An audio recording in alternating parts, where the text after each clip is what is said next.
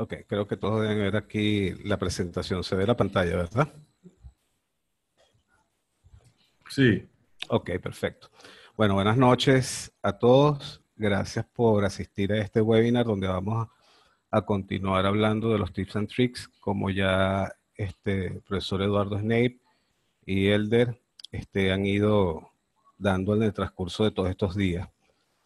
Y bueno, vamos a exponer ahora mi punto de vista sobre estos tips and tricks.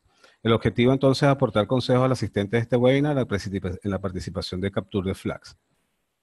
Lo primero es hacer un repaso, vamos a hacer un repaso muy rápido para que tengan, digamos, claro el concepto de Capture the Flag. Es importante porque siempre hay que ir con el objetivo claro de lo que es esta competencia. Entonces es una competencia de ciberseguridad donde los participantes demuestran sus destrezas a través del uso de lógica y herramientas, principalmente, ¿ok? Y se conducen principalmente en idioma inglés. En este caso, creo que el de la OEA va a ser en español aquí en Panamá. Los capture the flag tienen un límite de tiempo, siempre, en general ronda entre las 24 y 48 horas. Cuando es presencial es el día del evento, excepción de cuando se trata de conferencia donde puede durar inclusive hasta 2 o 3 días. En ese periodo los participantes deben encontrar los flags, que puede ser un string de texto, una cadena MD5, un valor numérico, un archivo de texto, una imagen, carpetas, etcétera, y luego enviarlos al sistema de puntuación. Importantísimo, así es como se van ganando los puntos. Entonces el objetivo es enviar la mayor cantidad de flags dentro del periodo que dure la competencia para lograr la mayor puntuación. Los organizadores generalmente publican las reglas. Importantísimo leer esas reglas, porque esas reglas describen cuál es el formato del flag para que no haya errores. En algunas competencias se te da un número máximo de intentos para introducir el flag, para evitar que los concursantes introduzcan flags adivinando. Y si alcanzas ese límite de intentos, pierdes la puntuación de la pregunta. Entonces, muy importante esa parte, entre otras cosas. Así que hay que leer esas reglas siempre. En el sitio web del Capture the Flag está la opción para registrarse. Obviamente hay que registrarse, si no, no están haciendo nada. A veces pasa que uno cree que ya se ha registrado, así que mucho cuidado. 2 modalidades, Jeopardy y Attack Defense. En el Jeopardy hay un tablero donde está el conjunto de challenge, retos o preguntas clasificados en general por tema de ciberseguridad. ¿Ok? El sitio también ofrece el tablero de puntuaciones donde se muestra el puntaje de todos los participantes y la posición que uno ocupa en el Capture the Flag. Los retos a veces incluyen pistas o hints para resolverlos dependiendo de la dificultad o como los organizadores vayan viendo el desarrollo del Capture the Flag. En general también tiene un espacio de Discord, no siempre lo tienen, pero si lo hay, utilícenlo.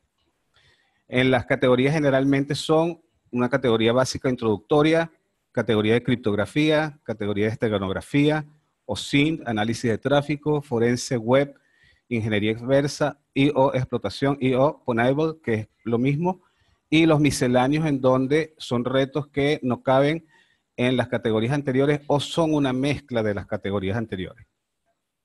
En el Attack Defense, a pesar de que es más sencillo de explicar, es el más difícil de elaborar y de hecho fue uno de los primeros Capture the Flag que salió.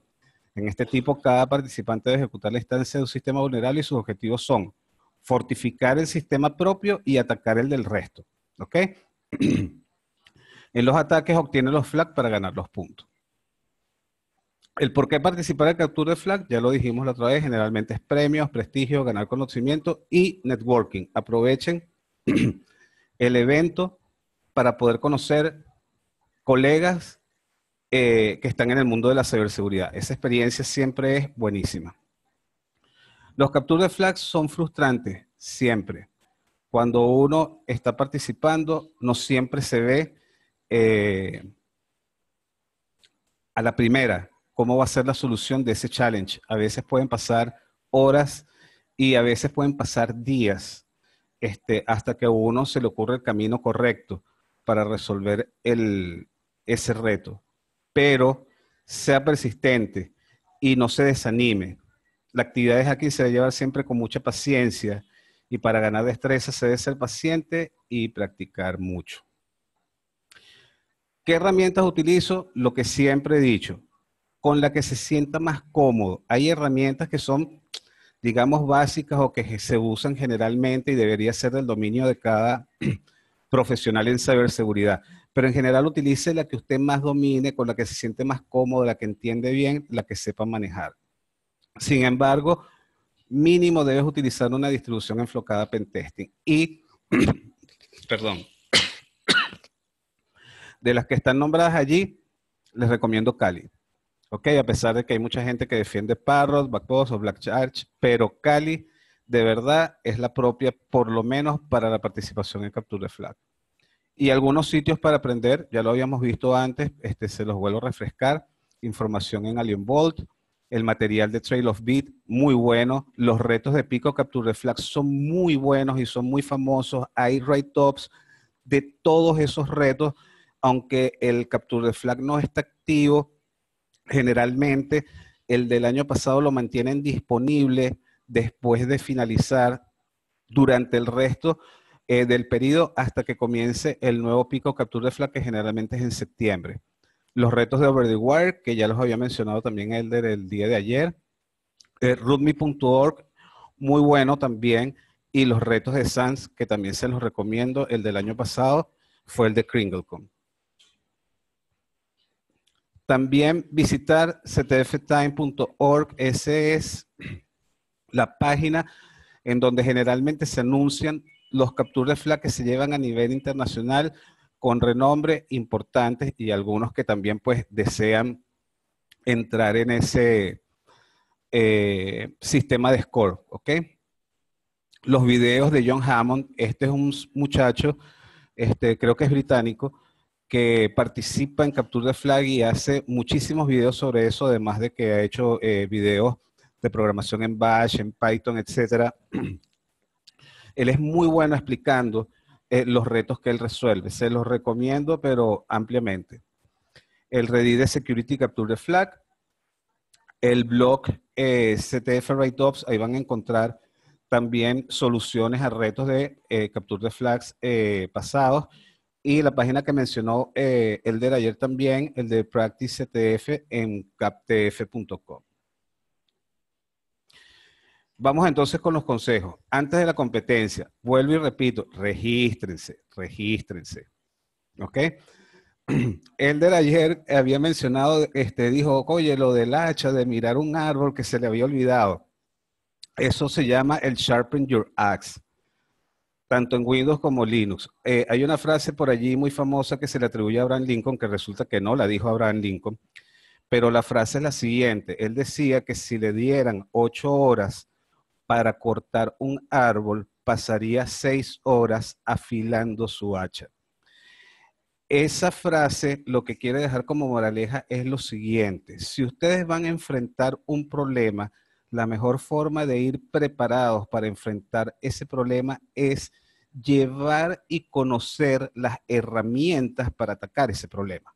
Eso es lo que quiere decir esa frase. Entonces, las herramientas que deberían utilizar ustedes, como les dije hace poquito, Kali Linux, pero por defecto, o sea, tienen que utilizarlo porque sí. Pero también hay herramientas en Windows y no las desprecien. Como les dije, un buen profesional utiliza todas las herramientas que tiene a la mano. Recientemente FireEye, que es una compañía de ciberseguridad muy conocida a nivel mundial, sacó una máquina virtual de Windows que se llama Comando VM. No esta que tiene Windows VM, pero este Windows VM, antes de que saliera esta máquina, que ya yo había preparado esta presentación, era decirles que tuvieran una máquina virtual en Windows. Pero esta es una máquina virtual en donde donde viene instalado en ese Windows 10 un conjunto de herramientas para pentesting que también sirven para Capture the Flags, y las personas que ya la han probado, porque ya hay comentarios al respecto y revisiones, dicen que es muy buena y es excelente. Entonces les recomiendo que le echen un ojo en este periodo que tienen de 10 días antes de la competencia. Lean las reglas. Vuelvo y les repito, importantísimo leer las reglas. Lea también los write-ups. Write-ups traducido del español sería como reportes de otras ediciones si están disponibles del Capture the Flag, donde van a participar, o de otros Capture the Flag que ya se hayan realizado. ¿Ok? Practique bastante lo que pueda. Por ejemplo, entrar a Pico Capture the Flag y empezar a realizar flags allí. Hay sitios también de programación donde uno también pule sus destrezas en programación.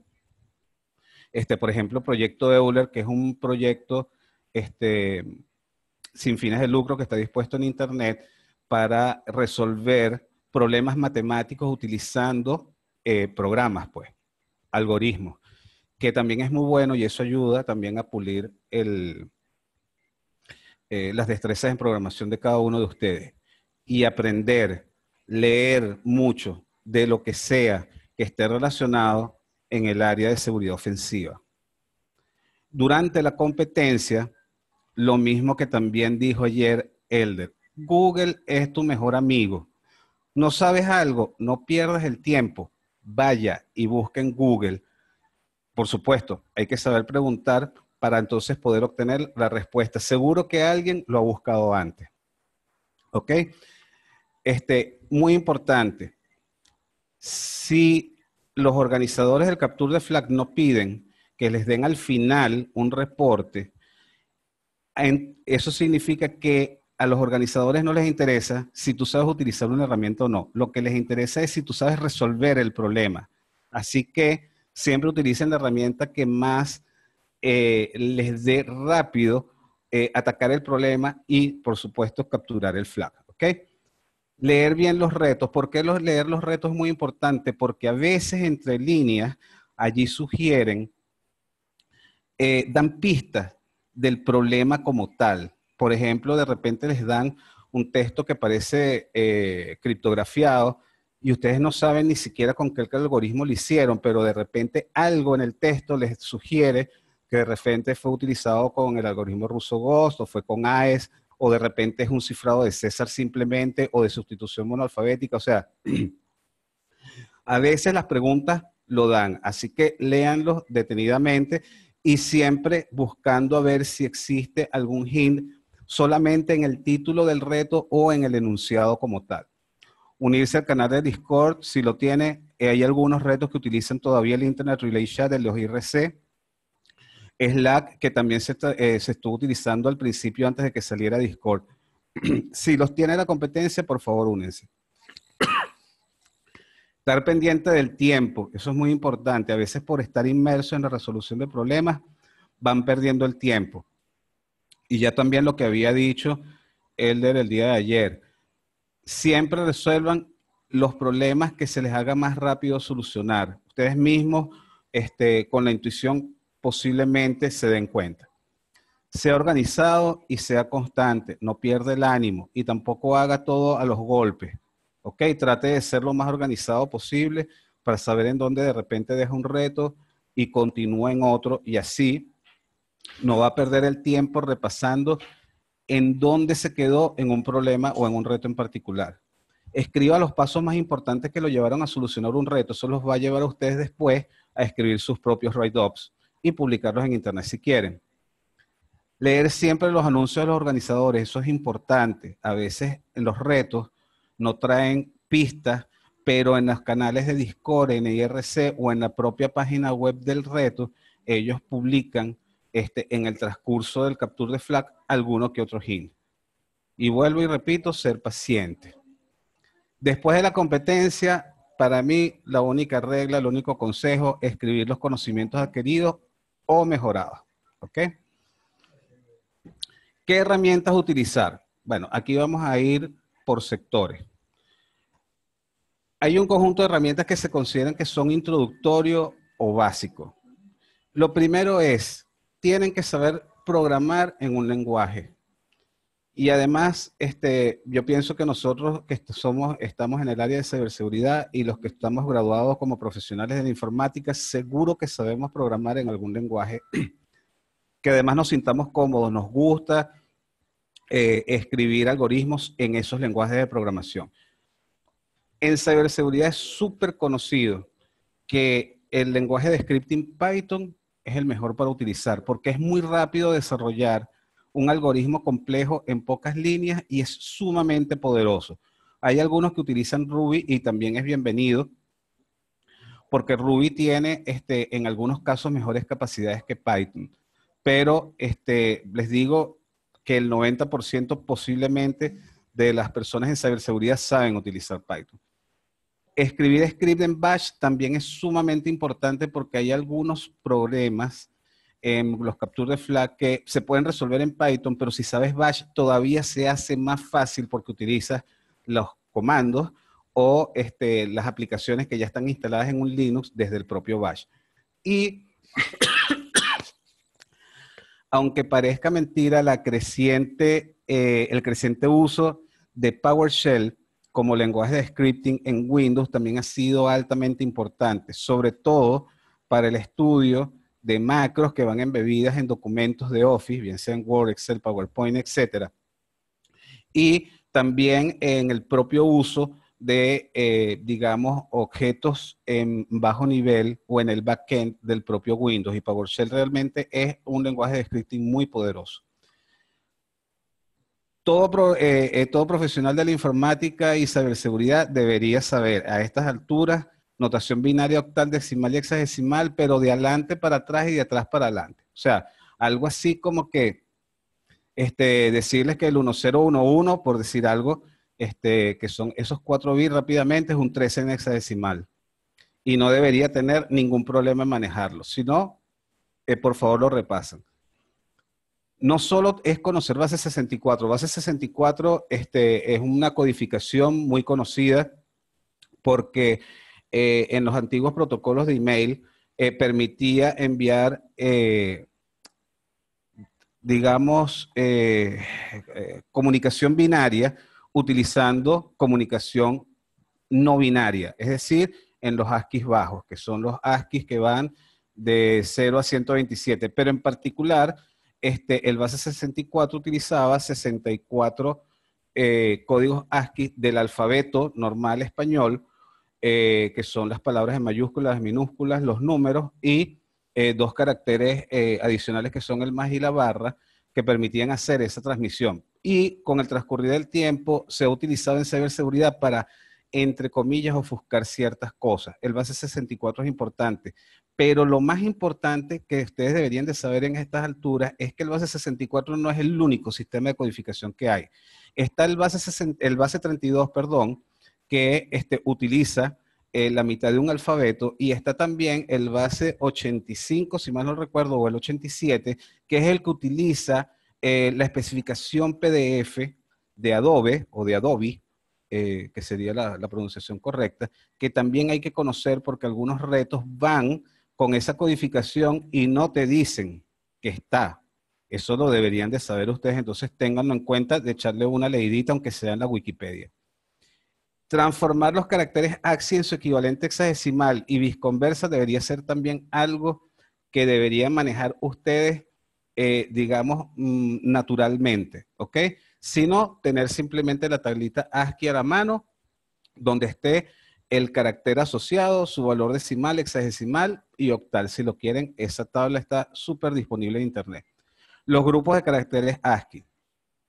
Estos grupos de caracteres ASCII lo que quiere decir básicamente es que ustedes sepan, por ejemplo, que existen un conjunto de caracteres del lenguaje inglés que están dentro de los caracteres ASCII, dentro de la tabla ASCII, que empiezan, por ejemplo, con el hexadecimal 41 para mencionar la A mayúscula.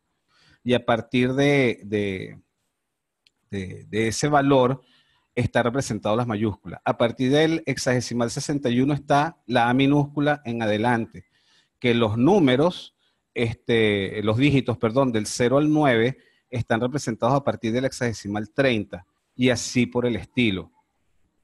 Entonces, existe un grupo muy particular de caracteres que todos están, digamos, de acuerdo, la comunidad, en que son los caracteres que se pueden imprimir en pantalla sin que dé, digamos, algo que parezca un garabato, que son los caracteres ASCII printeables, perdón, o los printable ASCII.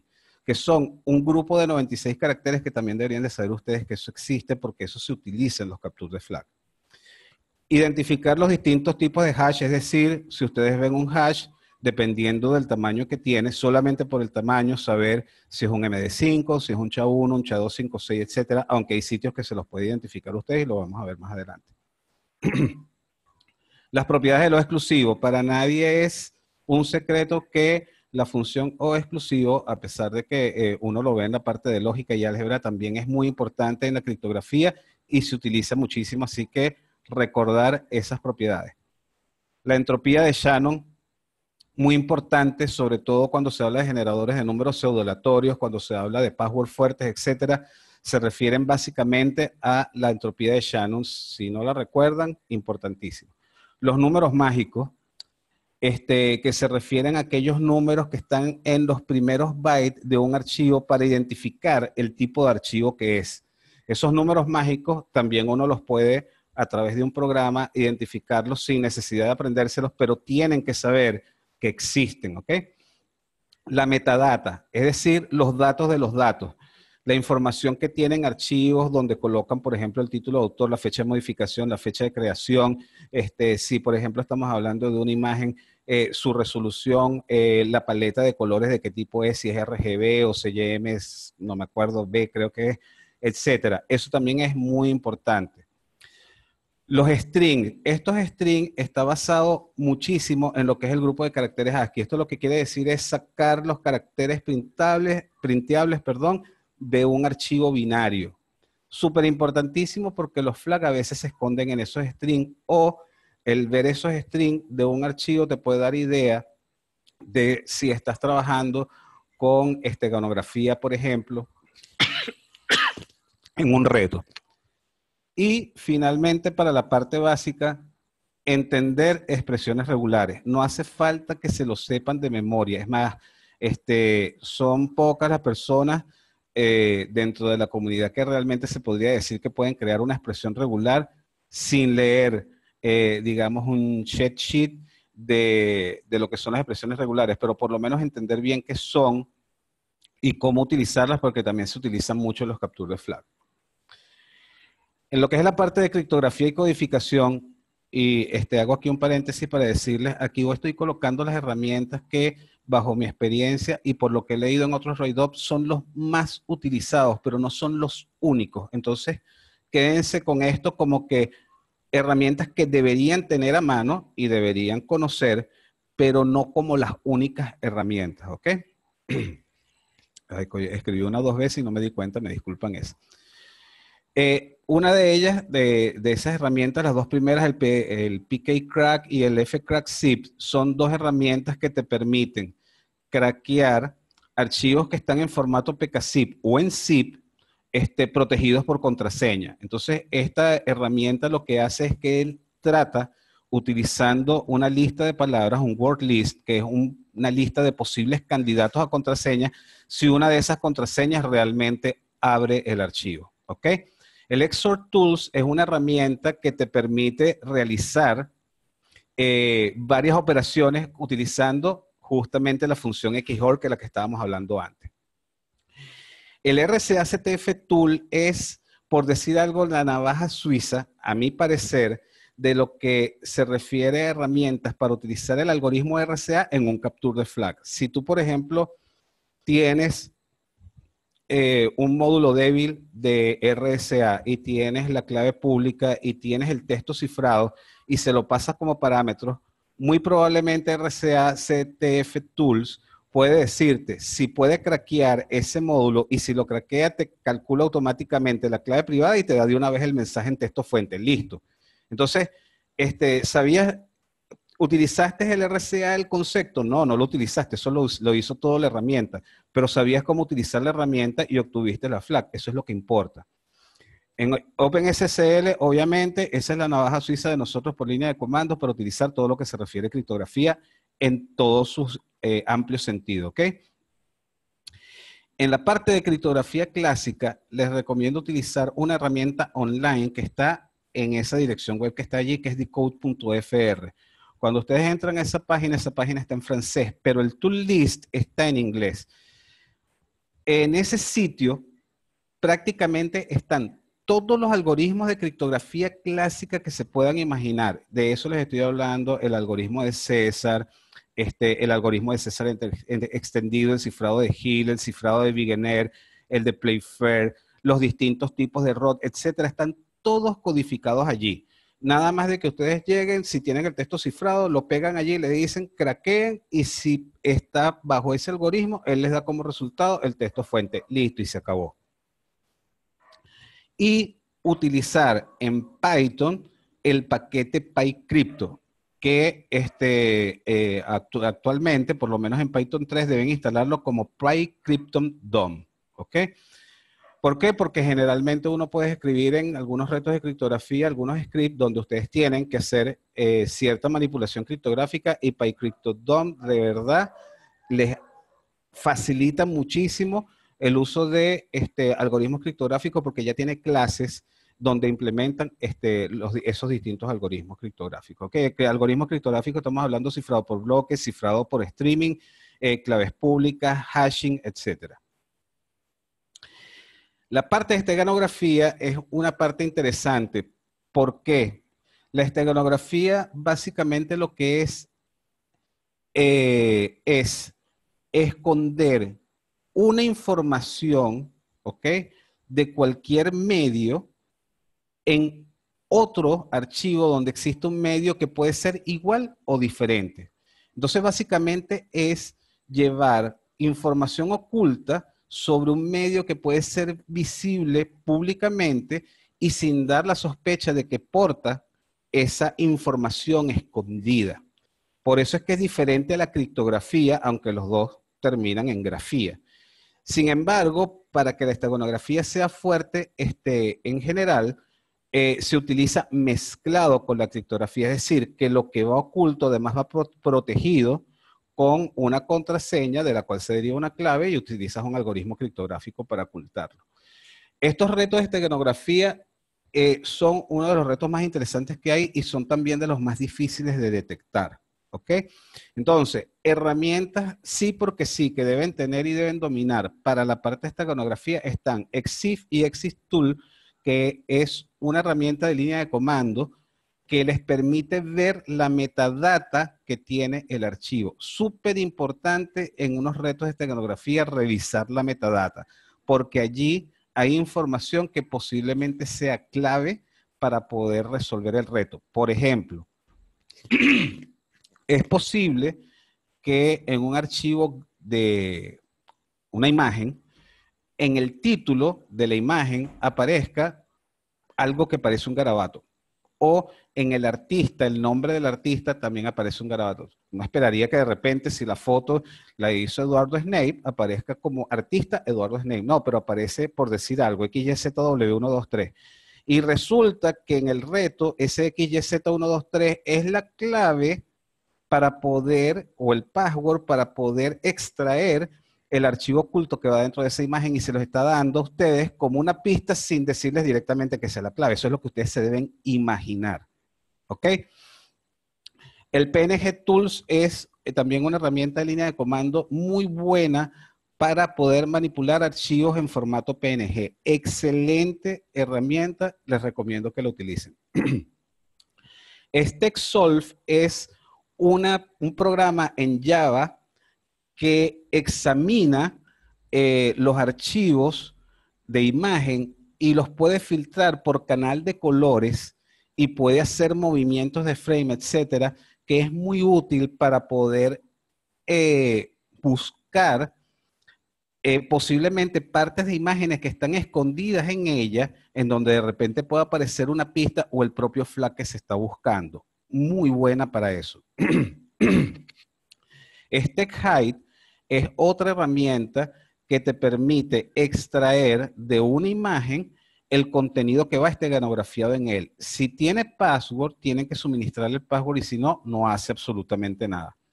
Este cracker es un script que trata de, utilizando una word list, encontrar el password que está asociado a una información que está esteganografada usando StackHide. O sea, este cracker usa StackHide con una lista de palabras, una word list, para tratar de encontrar el password para poder extraer la información oculta que está en él. ZStack es una herramienta que automatiza básicamente lo que hace StackSolve, pero utilizando casi todas las posibles combinaciones digamos, el bit que se utiliza para ocultar la información, el canal de color, ¿cómo se llama esto? El orden de los bytes, etcétera, pero lo hace de una manera automatizada y es sumamente buena. Y es también una herramienta que sí o sí tienen que utilizar. Sonic Visualizer y Deep Sound son dos herramientas. Sé que Sonic Visualizer está en Windows y Linux. Deep Sound yo solamente lo utilizo en Windows, no sé si está en Linux, que sirve para estudiar archivos de sonido. Sobre todo porque mucha de la información que se suele esconder en los archivos de sonido se encuentra en la gráfica, oye, ¿cómo es que se llama esa? Es estereoscópica, creo que se dice, de el archivo de sonido como tal.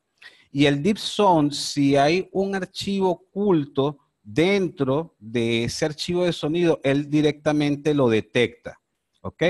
Si tiene contraseña, tiene que tenerla para poderla extraer. Son dos herramientas que también, cuando se refiere a esteganografía de archivos de sonido, es un sí o sí para utilizar. El paquete PIL, que se llama modernamente Pillow, en Python 3, es un paquete que permite una manipulación más o menos fácil de imágenes en los scripts de Python. Y eso es uno que también hay que utilizar sí o sí. Y Forensically es una herramienta en línea que te permite estudiar archivos de imágenes. Súper recomendadísimo. De hecho, hay retos de esteganografía que no me hubiese podido resolver si no hubiese tenido Forensically. Muy bueno. En cuanto al análisis de tráfico, la herramienta por defecto, Wireshark. Bro también está, Majescan está. Network Miner es una herramienta que solo corre en Windows y es muy buena. Y el paquete en Python que se llama Escapy. Y Escapy, más que un paquete, es un framework. Todos estos son para análisis de tráfico, ¿ok? De los cuales básicamente yo recomiendo Wireshark y Network Miner son los que más he utilizado, y los paquetes Escapy cuando tienes que escribir un script en Python para hacer algo muy particular sobre un archivo de captura de tráfico, un pickup o un pickup NG, que te dan como reto. Pero lo que es Wireshark y Network Miner, súper recomendadísimos y muy buenos. Y el paquete de Escapy igual. Netcat, tanto la versión de NC, que es la más vieja, y el NCAT, que es la más reciente, por decirlo de alguna forma, y es el que soporta conexiones SSL, etcétera, es muy utilizado porque básicamente es como en la resolución de retos como un sustituto de Telnet, ¿ok? Y también para poder colocar, ¿cómo se llama esto? Una aplicación de escucha si estás en un capture de flag del tipo Attack Defense. En Forense, la herramienta sí o sí para utilizar es BingWalk. BingWalk es una herramienta que generalmente lo que hacía era extraer objetos de código firmware de appliance, pero resulta que esta herramienta es tan buena que él puede detectar dentro de un archivo si existen uno o más archivos ocultos dentro de él, sin necesidad de que esté esteganografado, sino solamente esté incrustado al principio, en el medio o al final de ese archivo. Cuando se trata de un reto forense y hay que averiguar si hay algo que está incrustado por ahí, BingWalk es lo que hay que ir, pero obligatoriamente. Volatility es un framework que se utiliza para hacer análisis forense de memoria, y es también otra navaja suiza, sí o sí. Es un framework muy bueno y de allí pueden sacar información de lo que ustedes quieran. Para hacer análisis de memoria, de memoria capturada de Windows, es excelente. En Linux tiene la desventaja de que hay que crear el profile exacto de la memoria capturada para poder manejarla. Es algo que hay que practicar, no es nada del otro mundo, pero es para que lo tengan como un detalle. Bull Extractor es una herramienta que no entiendo por qué no es tan conocida, pero a mí me parece que es una maravilla porque de una captura, bien sea de memoria, tanto de memoria RAM como de disco, él va recorriendo esa memoria capturada y él va extrayendo toda la información conocida que pueda. Es decir, él extrae dominios utilizados, IPs que encuentra en esa memoria capturada, correos electrónicos, DNS, o sea, pero una información increíble. Por eso es que le llama bulk. Él extrae todo lo que pueda y lo guarda en un directorio que él crea para tal motivo. El PDF Parser y el PPDF son herramientas específicas para hacer forenses sobre archivos PDF. Súper recomendadísimo. Foremost es algo parecido a BingWalk, que también es muy bueno de utilizar. También se los recomiendo. Y el propio Forensicali para hacer forenses sobre imágenes. Cuando se trata de web, mire, hermano, en los capture de flag, el Development Tool de Firewall. O sea, eso es prácticamente un sí o sí. Para aquellas personas que se sienten más cómodos utilizando proxies, pueden utilizar Burp o WhatsApp. De verdad que no hay ningún problema, es excelente para esto. Para hacer enumeración sobre aplicaciones web, DIRB o DIRBooster, muy bueno. Si se refiere a ataques de SQL Injection, ahí no hay que inventar. SQL Map es la herramienta y no se busca en ninguna otra. Y si necesitan escribir scripts para ataques específicos en la web, en donde no hay herramientas ya conocidas que les funcione, hay que saber utilizar los paquetes URLlib3, request y default sub 4 en Python para poder establecer conexiones web, modificación de header, modificación de métodos, parsing de archivos HTML o XML, los hace de verdad muy buenos, muy completos y después de que conoce los paquetes es relativamente sencillo de utilizar.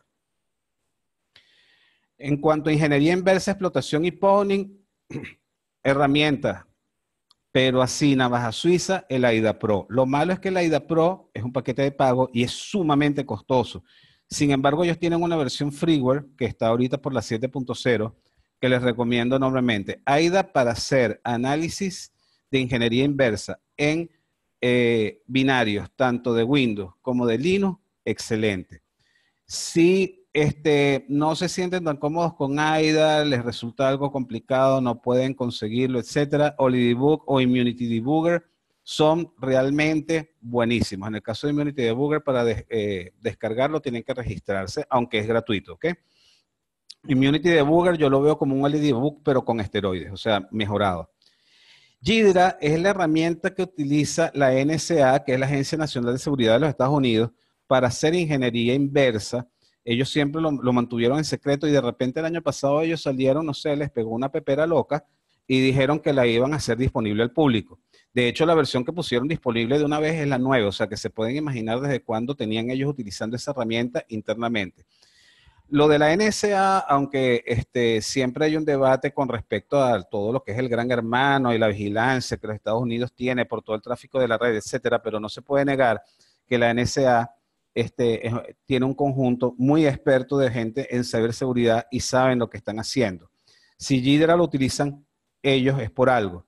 Y como les había echado alguna vez el cuento, si la Agencia Nacional de Seguridad pudo trabajar en Estados Unidos 25 años oculto a sus propios conciudadanos, pues se podrán imaginar lo serio que ellos se toman la parte de la ciberseguridad. ¿Ok?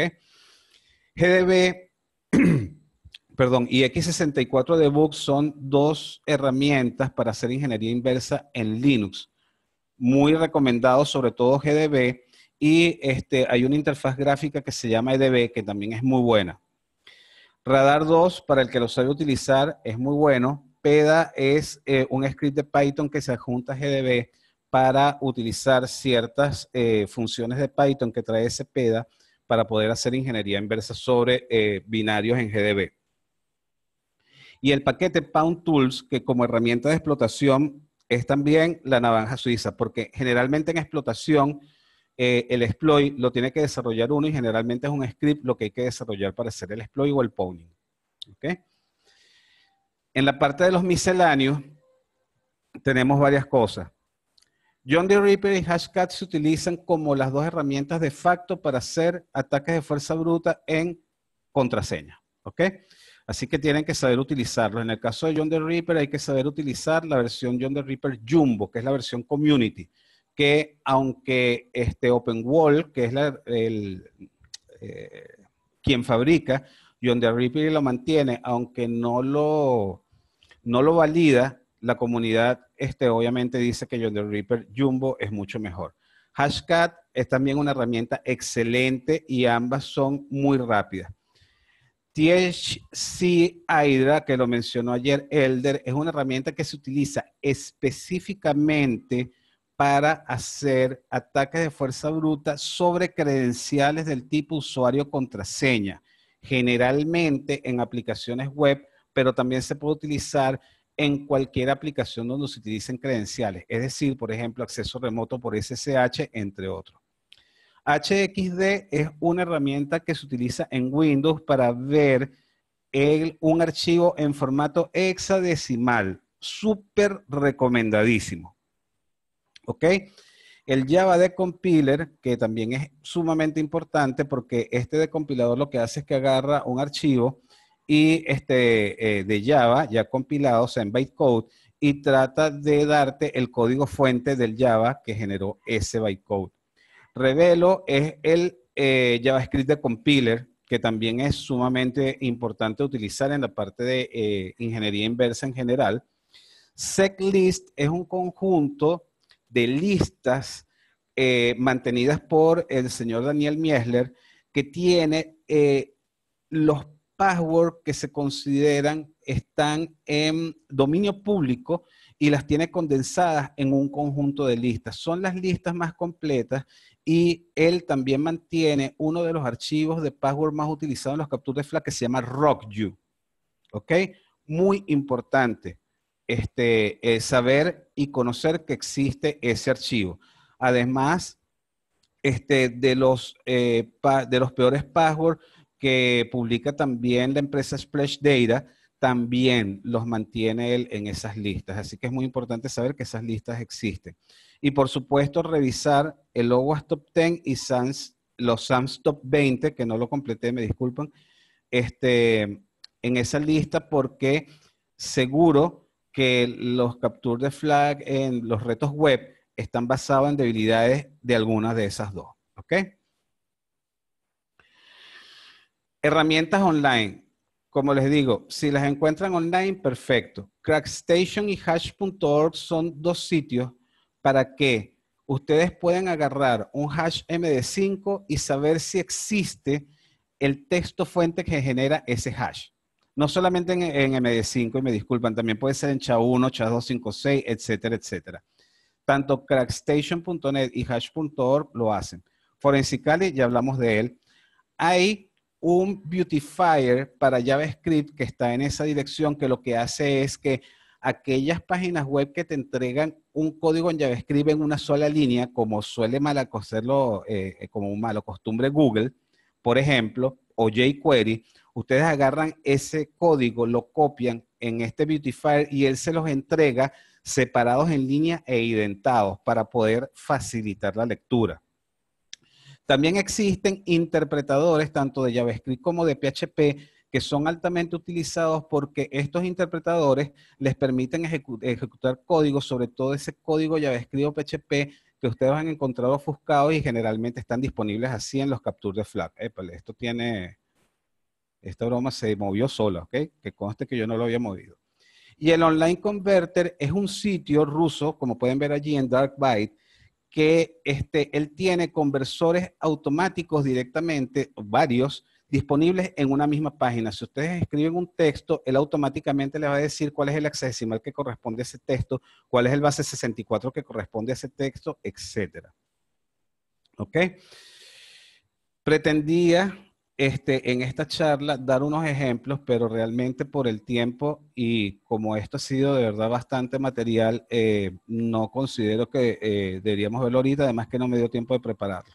Como le había comentado a Eduardo, yo tengo un conjunto de retos de captura de flag pasados, tanto del año pasado como de este año 2019, en los cuales he participado y he solucionado y los tengo guardados en mi disco duro.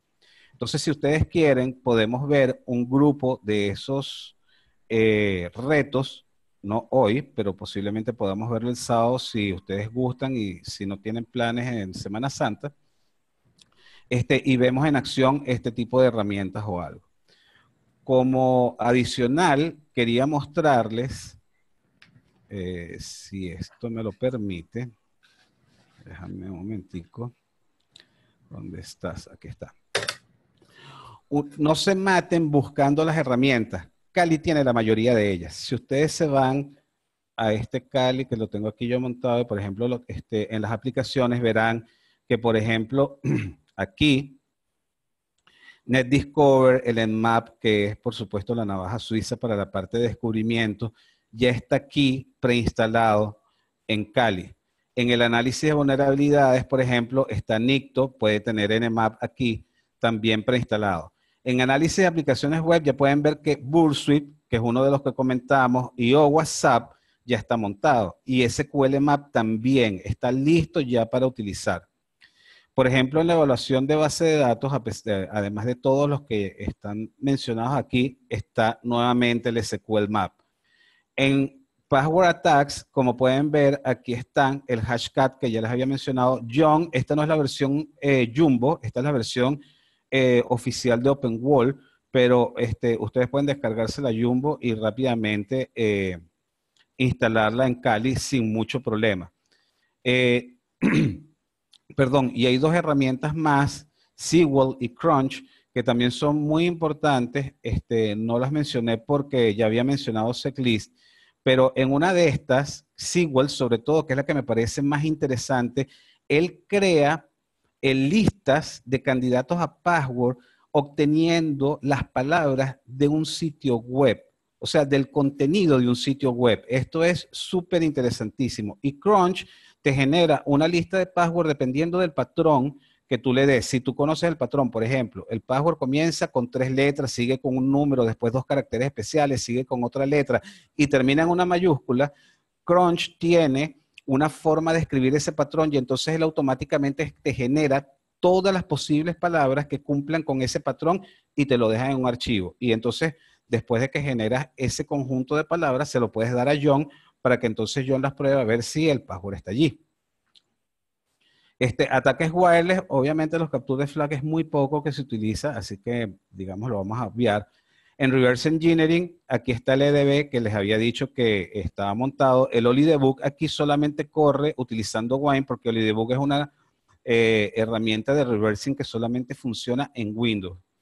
Radar funciona en Linux. Ustedes verán, por ejemplo, que Jitter aquí no está montado, AIDA tampoco, así que sí hay que montarlo directamente. En las herramientas de explotación realmente no se utilizan mucho, menos que estén en Attack Defense. Armitage saben que es el GUI para Metasploit y está el Metasploit Framework, ya lo trae el Kali. En lo que se refiere a sniffing y spoofing, pues tampoco, pero tenemos aquí la herramienta de Wireshark, que ya les había mencionado para lo que es el análisis de tráfico. La herramienta de explotación aquí no lo utilizamos mucho. Forense, por ejemplo, aquí está el Bingwalk, el Bullextractor, que ya les había mencionado, Foremost y Volatility, muy importantes. Y en la parte de PDF, vemos que está el PDF Parser y el PPDF, que ya les había dicho. El Carving, nuevamente aquí tenemos la parte de Foremost. Perdón. Ok, por aquí no hay más nada así interesante. Herramientas de reporte tampoco. Ingeniería social tampoco. Vamos a ver, por aquí si hay alguno que les sea más importante. Bueno, ya les había mencionado lo del EDB. No, básicamente pueden ver que aquí tienen en Kali ya directamente muchísimas de estas herramientas. Y de las que no tienen, yo les sugiero que dentro del propio Kali, después de que ya lo tengan instalado, aquí lo tengo una máquina virtual en VirtualBox, como podrán ver, se vayan al directorio OPT en la raíz, en barra, y entonces instalen aquí las herramientas que necesitan. Por ejemplo, 7C Crack, el Steganography F5, que utilicé muy puntualmente una vez, por eso no lo coloco, pero por ejemplo aquí está el RCA CTF Tool, el StackSolve, el Tor, que también lo tuve que utilizar en en un capture de flag que participé hace poco. Los tengo instalados aquí, entonces los tengo instalados en un solo sitio, pues para poder accederlos. Ya yo sé que si no los tengo en aplicación, está aquí. Y si no está en ninguno de los dos, pues entonces me toca instalarla. ¿Ok? Igualmente, revisen, ya va. Esto lo voy a hacer una revisión aquí, porque aquí la tengo. Por ejemplo, en el Python que yo tengo instalado en mi Windows, aquí como verán, tengo a Beautiful Soap, tengo por aquí a Pylo, que es el paquete de PIL que les había mencionado anteriormente, el PyCryptoDOM, Request, el Escapee, el URL lib3, el Request ya se los había mencionado, que como les había dicho son muy utilizados. Yo utilizo en los capture de flag indistintamente tanto el Windows como el Linux, porque como les dije también, por ejemplo, yo tengo por aquí un directorio creado dentro de mi usuario, donde tengo un conjunto de programas portables y standalone que básicamente hacen una mímica de lo mismo que hay en Linux. Por ejemplo, que hay un Hashcat, aquí tengo un Crack 7zip, el Exif Tool lo tengo para Windows, tengo el Hashcat para Windows, tengo el Jumbo para Windows, tengo el Network Miner, el OllyDebug, el OpenStego que lo he usado de vez en cuando, el SQL Map lo tengo en Windows, el StackHide lo tengo en Windows, el StackSolve lo tengo en Windows, Strings lo tengo en Windows, que es parecido a File, esto lo vamos a ver en los ejemplos, si ustedes gustan, como les dije, también lo tengo para Windows, entonces hay algunos capture de flag que los he resuelto todos en Windows y no he tenido necesidad de utilizar Kali para nada. Además que como no, particularmente no tengo mucha experiencia en la ingeniería inversa ni en explotación, pues esos son los retos que menos hago y me dedico a usar los retos de otros temas, ¿no? Bueno, hasta aquí llega mi presentación en lo que se refiere a los consejos de capture de flag. Si algún